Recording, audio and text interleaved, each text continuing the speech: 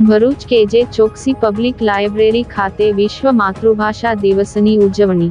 આપણી સંસ્કૃતિ અને માતૃભાષાથી આપણા બાળકોને અવગત કરાવવાના જ છે। ભરૂચની કેજે ચોકસી પબ્લિક લાઇબ્રેરીમાં આજરોજ વિશ્વ માતૃભાષા દિવસની ઉજવણી કરવામાં આવી હતી।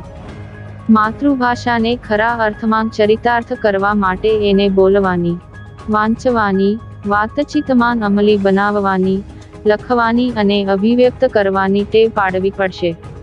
ભરૂચની કેજે ચોકસી પબ્લિક લાઇબ્રેરી ખાતે આજરોજ વિશ્વ માતૃભાષા દિવસની ઉજવણી કરવામાં આવી, જેમાં ભારતી વિદ્યામંદિરના ધોરણ 6 થી 7ના 110 જેટલા બાળકોને લાઇબ્રેરીના ગ્રંથપાલ દ્વારા વિશ્વ માતૃભાષા દિવસ કેમ ઉજવાય છે એની સમજ આપવામાં આવી અને સાથે સાથે માતૃભાષાનું આપણા જીવન ઘડતરમાં કેટલું બધું મહત્વ છે તે જણાવવામાં આવ્યું।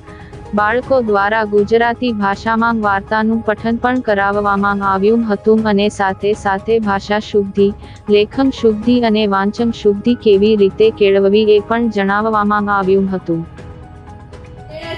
સોરી ગધેડા માટે ગધેડો જેવો શબ્દ વાપરેલો યોગ્ય નથી। હા, તો ટૂંકમાં ગધેડાને અક્કલનો ઓછવી માની લેવાયો છે।